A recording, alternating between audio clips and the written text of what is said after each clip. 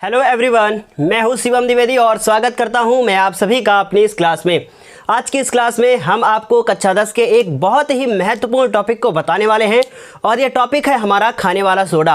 आज की इस क्लास में हम आपको खाने वाले सोडे के रासायनिक सूत्र, उसका रासायनिक नाम और साथ ही साथ बनाने की विधि, भौतिक गुण, रासायनिक गुण और साथ ही साथ उपयोग को बताने वाले हैं।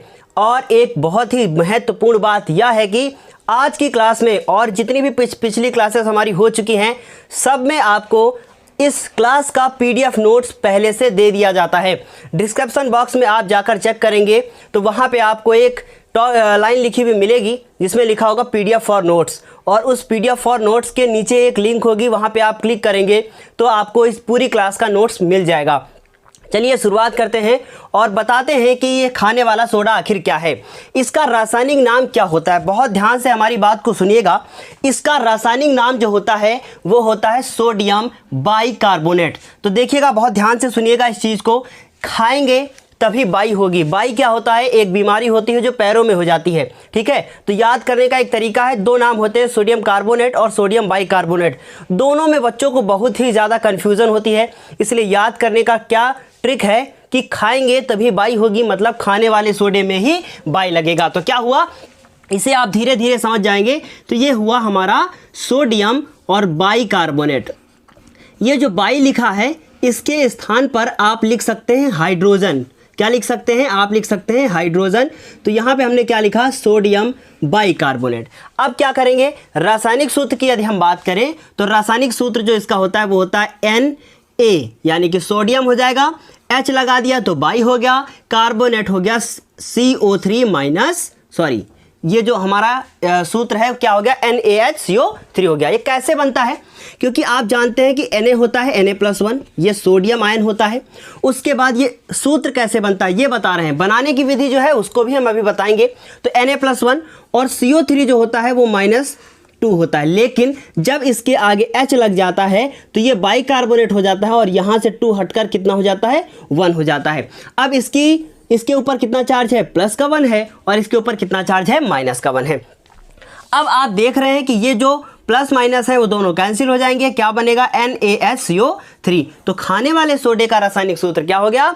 NaHCO3। और O को आप कैपिटल ही बनाएंगे, सिर्फ और सिर्फ इसमें A ही हमारा स्मॉल होगा, क्योंकि यदि आप C और O को छोटा बना देते हैं तो ये जो होता है ये हो जाता है हमारा कोबाल्ट, ये हमारा कार्बोनेट आयन नहीं होता है। तो इतना आपको समझ में आ गया होगा। इसके बाद हम बात करते हैं इसको कैसे बनाया जाता है। तो देखिएगा, हमारी बात को बहुत ही क्लियर आप सुनिएगा। क्या करते हैं? सोडियम कार्बोनेट का जली विलयन लेते हैं। क्या लेते हैं? सोडियम कार्बोनेट का जली विलयन लेते हैं। जली विलयन का मतलब ये हुआ कि उसमें पानी भी होना चाहिए, और उस पर हम लोग क्या करते हैं? कार्बन डाइऑक्साइड गैस को डाल देते हैं। अब याद करने का तरीका क्या हुआ कि आपने लिया सोडियम कार्बोनेट, उसका सूत्र क्या होता है, कैसे इक्वेशन को लिखेंगे, ये सब हम आपको अभी समझाएंगे। तो क्या हुआ, लिया हम लोगों ने सोडियम कार्बोनेट, और उस सोडियम कार्बोनेट में हम लोगों ने क्या डाला? हम लोगों ने डाल दिया CO2 गैस। जैसे ही उसमें CO2 गैस डालेंगे वो चेंज हो जाएगा और वो हो जाएगा हमारा सोडियम बाइकार्बोनेट। अब इसे रिएक्शन के तौर पर समझते हैं। तो क्या हुआ कि यहाँ लिखेंगे बनाने की विधि। देखिएगा, बहुत ध्यान से सुनिएगा। क्या बोला कि सोडियम कार्बोनेट का जली विलयन, तो ये हो गया सोडियम कार्बोनेट, और इसका जली विलयन मतलब पानी जरूर होना चाहिए इसमें, तभी तो जली विलयन होगा ना। उसके बाद ये क्या हो गया? सोडियम कार्बोनेट, ये इसका जली विलयन मतलब दोनों को मिला दिया तो जली विलयन हो गया। उसके बाद क्या हुआ? कार्बन डाइऑक्साइड गैस इसमें डालना शुरू कर दिया है। अब देखिएगा क्या हुआ कि अब इसको हम लोग आगे करेंगे। इसके जो है ये हमारे कौन क्या है? ये हमारे अभिकारक हैं, इनसे बनेगा हमारा उत्पाद। अब देखिएगा क्या है कि ये सोडियम बाइकार्बोनेट है, तो हम लोगों ने यहाँ लिखा NaHCO3 लिख दिया। अब Na यहाँ पर कितने हैं? Na हमारा 1 है, और यहाँ पे 1 है, यहाँ पे कितने हैं? 2 हैं। तो क्या हुआ? हम लोगों ने यहाँ पे 2 से गुणा कर दिया।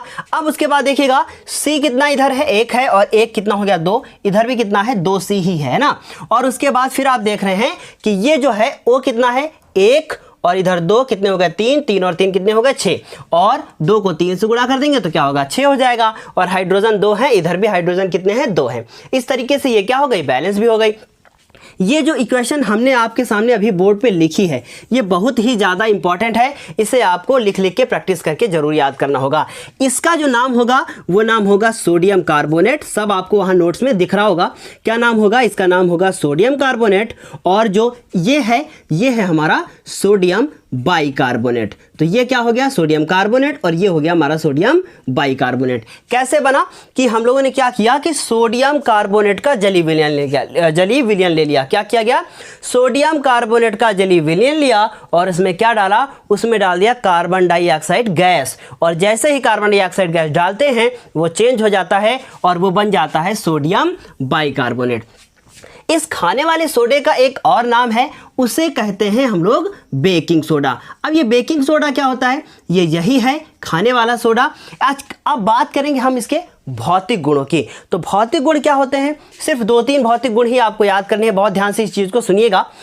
खाने वाला जो सोडा होता है उसे क्या करते हैं, जैसे मान लीजिए कि खाना बन रहा है, मान लीजिए ब्रेड बन रहा है, तो जब ब्रेड बनाया जाता है तो ब्रेड को क्या करते हैं, उसको फुलाना होता है ना मुझे, तो क्या किया, उसमें हम लोग सोडा मिला देते हैं। तो ये हो गया। फिर क्या है, आप देखे होंगे सोडा वाटर आता है, और ये हो गया। और साथ ही साथ आप झाग युक्त पेय पदार्थ पीते हैं, कोल्ड ड्रिंक वगैरह पीते हैं, इनो हो गया, इनमें सब में क्या मिला होता है, ये सोडा मिला होता है। इससे फ़ायदा क्या होता है, इससे ये फ़ायदा होता है कि झाग युक्त पेय पदार्थ होता है और ये पेट की थोड़ी सी अम्लता को दूर करता है। बाकी जब ये क्षारीय होगा तो पूरी तरीके से पेट की अम्लता को दूर कर देगा। उसके बाद ये तो हो गया हमारा बनाने की विधि। अब हमने भौतिक गुण की बात की, तो भौतिक गुणों में क्या बताया कि यह सफ़ेद रंग का क्रिस्टलीय ठोस होता है और यह जल में पूरी तरीके से घुल जाता है, क्योंकि जल में अगर घुलेगा नहीं तो पेट में कैसे घुलेगा, पेट में तो वैसे ही पड़ा रहेगा ना। तो क्या हुआ, यह जल में घुल जाता है और यह सफ़ेद रंग का क्रिस्टलीय ठोस है। अब क्रिस्टलीय ठोस क्या होता है, क्रिस्टलीय ठोस का मतलब ये हुआ कि ये मत समझिएगा आप कि पाउडर होता है ना, पाउडर अलग चीज़ है और क्रिस्टलीय ठोस अलग चीज़ है। मान लीजिए आपने नमक देखा है, नमक एक पाउडर होता है और एक नमक जो आता है वो खड़ा होता है। मतलब खड़ा का मतलब ये क्या होगा, इसके छोटे छोटे टुकड़े होते हैं बड़े बड़े से, उनको पीस कर नमक बनाया जाता है और उसमें जो आयोडीन वगैरह या और जो अलग से पदार्थ डालना होता है वो डाल देते हैं। तो आप देख रहे हैं कि कैसे बनाया गया। मैंने बताया क्रिस्टलीय ठोस क्या है, मतलब वो जो बेकिंग सोडा है वो एक क्रिस्टलीय ठोस है, बिल्कुल नमक की तरह। ये मच्छर यहाँ से आया और आगे चला गया। तो क्या हुआ कि ये बेकिंग सोडा हम लोगों ने बना लिया। भौतिक गुणों को भी सीख लिया कि क्या होता है, क्रिस्टलीय ठोस होता है, दूसरा जल में घुलनशील होता है। अब हम लोग बात करेंगे इनके रासायनिक गुणों की। रासायनिक गुणों में पहला है हमारा ऊष्मा का प्रभाव। इसका मतलब ये हुआ कि जब हम लोग इस बेकिंग सोडा को गर्म करते हैं तो आखिर क्या होता है। तो बहुत ध्यान से इस चीज़ को देखिएगा कि ऊष्मा का प्रभाव, ऊष्मा का प्रभाव का मतलब ये हुआ कि जब वो क्या चीज़, बेकिंग सोडा, इसको हम लोग लेते हैं और इसको गर्म करना शुरू करते हैं तो आखिर क्या होता है। तो देखिएगा, बहुत ध्यान से इसको सुनिएगा, रिएक्शन कैसे लिखना होता है। ये हमने लिख दिया बेकिंग सोडा, सब कुछ आपको वहाँ बगल में दिख रहा होगा। तो ये बेकिंग सोडा है। अब हम लोग क्या करते हैं, इसे गर्म करना शुरू करते हैं। जब इसको हम लोग गर्म करना शुरू करेंगे तो क्या होगा कि इससे जो है ये पुनः बदल जाएगा किसमें, देखिए कैसे बना था। अभी अभी जो रिएक्शन लिखी थी जस्ट उसका अपोजिट लिखना है। ये जैसे बना था, कैसे बना था, सोडियम कार्बोनेट और क्या बना था, कार्बन डाइऑक्साइड गैस थी और जल था, 3 चीज़ें थी। वैसे ही जब इसको गर्म करना शुरू करते हैं तो इससे बन जाता है सोडियम कार्बोनेट। अब आप देख रहे हैं कि यहाँ तो 2 Na हो गए हैं, यहाँ पे एक ही है, तो आगे इसको 2 से गुणा कर दिया गया है ना। उसके बाद क्या हुआ कि 2 Na हो गए तो यहाँ भी 2 हो गए।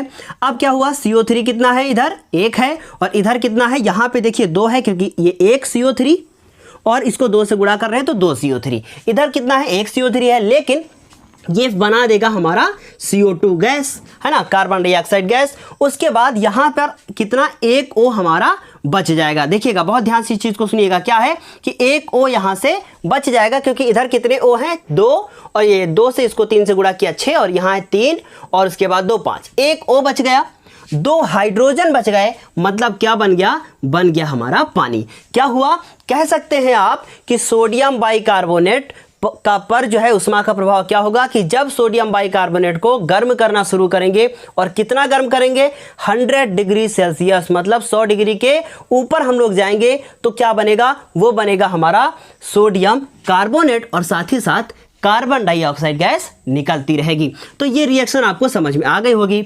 इसकी दूसरी रिएक्शन की यदि हम बात करें तो दूसरी रिएक्शन में है हमारा, इस पे अम्ल की क्रिया से क्या होता है, मतलब ये जब अम्ल से क्रिया करता है तो क्या बनता है। आपको बगल में नोट्स में दिख रहा होगा और सारे नोट्स आप डिस्क्रिप्शन बॉक्स में प्राप्त कर सकते हैं। तो क्या हुआ कि क्या होता है, तो देखिएगा बहुत ध्यान से, ये हुआ सोडियम बाइकार्बोनेट। देखिए जो हम आपको यहाँ क्लास में पढ़ा रहे हैं, बहुत सारे जो यूट्यूब क्लासेस हैं, और देखिए मैं बिल्कुल सिंपल वे में चल रहा हूँ कि आपको हाई स्कूल की परीक्षा में ज़्यादा नंबर कैसे लाना है। और ज़्यादा नंबर आप तभी ला सकते हैं जब आप सिर्फ उतना ही पढ़ेंगे जितना आपके लिए सफिशिएंट है। तो हमारी क्लास में आपको सिर्फ उतना ही मिलेगा जितना आपको हाई स्कूल की परीक्षा के लिए ज़रूरत है, और अपने ज्ञान को आप बढ़ा सकते हैं। लेकिन मेरी क्लासेस से आप 90% गेन भी कर सकते हैं। ये दावा है मेरा कि जो मैं क्लास में पढ़ाऊंगा वही यूपी बोर्ड में आएगा, क्योंकि कुछ भी एक्स्ट्रा मैं नहीं पढ़ाने वाला हूं, है ना। तो क्या हुआ कि ये सोडियम बाइकार्बोनेट है और इसकी क्रिया किसी अम्ल से करा दीजिए। अब जब कभी भी इसकी क्रिया अम्ल से होगी तो बहुत ध्यान से देखिएगा, हम थोड़ा सा और डीप में यदि जाएं, क्योंकि मैं हाई स्कूल की क्लास में बहुत ज़्यादा डीप तक नहीं जाता हूं।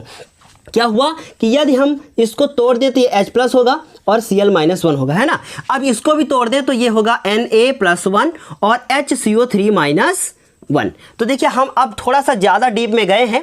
ये Na+1 और ये Cl क्या बना देगा, NaCl बना देगा। ये हो गया। उसके बाद ये H, बहुत ध्यान से इस चीज़ को देखिएगा, ये H और यहाँ से जो H मिलेगा, यदि हम इसको भी तोड़ दें तो यहाँ से जो H मिलेगा और यहाँ से H मिलेगा, दोनों मिलकर क्या बना देंगे, बना देंगे H2O बना देंगे। अब आप ध्यान से देखें तो यहाँ पे जो हमारा एक O वहाँ से निकल चुका है, कितने O बचे हैं, 2 बचे हैं, और एक कार्बन यहाँ से बचा है, वो बन जाएगा हमारा कार्बन डाइऑक्साइड गैस। तो क्या हुआ, थोड़ा सा डीप में गए तो हम लोग कह सकते हैं कि जब कोई अम्ल किसी बेकिंग सोडा से क्रिया करता है तो क्या बनता है, आप कह सकते हैं कि ये लवण है, लवण बनता है, यानी कि सोडियम क्लोराइड बनता है। साथ ही साथ देखिए सोडियम क्लोराइड बना है, यदि आप यहाँ पे दूसरा अम्ल लेते H2SO4 लेते तो सोडियम सल्फेट बनता, तो इसे आप लवण कहेंगे। क्या है कि ये लवण है, क्योंकि अगर सल्फेट होगा तब भी आप लवण कह सकते हैं। तो ये सोडियम क्लोराइड है, फिर उसके बाद इसको हम लवण कह सकते हैं। ये जल है और ये कार्बन डाइऑक्साइड गैस है। तो ये बेहतर आपको समझ में आ रहा होगा। उसके बाद हम बात करेंगे आखिर इनके उपयोग क्या हैं। तो इसके उपयोग क्या होते हैं, बहुत ध्यान से सुनिएगा। जो 2 रिएक्शन मैंने आपको रासायनिक गुणों के रूप में बताई हैं, सिर्फ वही पेपर में आती हैं, इसके सिवा कुछ भी नहीं आता है। पिछले जो 6-7 साल का पेपर है अनसॉल्ड में उठाकर आप देख लीजिए। अब हम बात करें कि आखिर इसके उपयोग क्या हैं। उससे पहले ये बताना चाहेंगे कि क्वेश्चन कैसे पेपर में आता है। क्वेश्चन आएगा कि बेकिंग सोडा को बनाने की विधि लिखिए तथा इसके 2 उपयोग बताइए, ऐसे क्वेश्चन आता है। फिर आएगा कि बेकिंग सोडा को बनाने की विधि लिखिए, या फिर इसके साथ ऐड कर देंगे कि इसके 2 भौतिक गुण लिखिए। फिर आ सकता है कि बेकिंग सोडा को का दूसरा नाम क्या होगा, इसका रासायनिक नाम क्या होगा, इसका सूत्र क्या होगा, ये सब 1 नंबर में आ सकता है। जैसे सबसे इंपॉर्टेंट क्वेश्चन है, बुझे हुए चूने का क्या फॉर्मूला है। तो जो बच्चे नए हैं क्लास में, हम बता दें बुझे हुए चूने का ये फॉर्मूला होता है, और बिल्कुल इसको याद कर लीजिए, यही आपको लिखना है पेपर में। 1 नंबर का ये क्वेश्चन बहुत ही ज़्यादा इंपॉर्टेंट है, क्योंकि बुझे हुए चूने के बारे में आपको हाई स्कूल में कुछ भी पढ़ने को नहीं मिलेगा। सिर्फ विरंजक चूर्ण में बुझा हुआ चूना आया था कि बुझे हुए चूने में हम लोग क्लोरीन गैस की क्रिया कराते हैं तो विरंजक चूर्ण बनता है। ये पिछली क्लास में हमने आपको पढ़ा दिया है। तो यदि हम बात करें बिना टाइम वेस्ट किए हुए कि इस बेकिंग सोडा के आखिर उपयोग क्या हैं, तो मुझे जहाँ तक उम्मीद है जितनी लड़कियाँ इस क्लास को अभी देख रही होंगी उन्हें इसका उपयोग पता होगा, यदि उन्होंने कभी खाना बनाने में हेल्प की है। और बिल्कुल हेल्प करनी चाहिए खाना बनाने में, क्योंकि लड़कों को भी करनी चाहिए। ऐसा नहीं कि लड़के कहीं और से ही आए हैं, मैं भी बना लेता हूँ थोड़ा बहुत खाना। तो क्या हुआ कि सब्जी वगैरह बना लेता हूँ, रोटी नहीं बना पाता हूँ। तो क्या हुआ कि खाना बनाने में इसका काम क्या क्या होता है, ब्रेड में आता है, आग बुझाने वाले यंत्रों में होता है इसका यूज़, और कहाँ होता है, पेट की अम्लता को दूर करने में। पेट में जो अम्लता होती है वो कैसे आती है, जब आप रात में सो जाते हैं तो वो खाना आपके जो मुंह में वो गैस के रूप में आता रहता है और दांत के आसपास पूरे माउथ में अम्ल जाम हो जाता है, मतलब जम जाता है। तो वो सब कैसे निकलता है, जब हम लोग इसका यूज़ करते हैं तो हम कहेंगे आपसे कि बेकिंग सोडा का यूज़ करना चाहिए। तो ये पहले आपको यहाँ नोट्स में जो दिख रहा है क्या लिखा है, लिखा है कि पेट की अम्लता को दूर करने के लिए, झाग वाले पेय पदार्थ बनाने में। झाग वाले पेय पदार्थ क्या होते हैं, झाग वाले जो पेय पदार्थ कि इसका मतलब आपने जो है किसी आप शॉप में गए, बेकरी शॉप में गए, आपने बेकिंग सोडा पिया है ना, तो बेकिंग सोडा क्या होता है कि वो पेट की जो है झाग, तो पेय पदार्थ ये थोड़े से हानिकारक भी हैं, थोड़ा तो ठीक है, लेकिन यदि आपने ज़्यादा पी लिया है तो आपको बहुत ज़्यादा प्रॉब्लम भी हो सकती है। तो पहला लिखा था पेट की अम्लता को दूर करने के लिए, दूसरा लिखा है झाग वाले पेय पदार्थ बनाने में, और उसके बाद आग बुझाने वाले यंत्रों में। क्यों होता है इसका आग बुझाने वाले यंत्रों में? क्योंकि CO2 गैस निकलती है, और याद रखिएगा CO2 गैस आग को बुझा देती है। क्यों?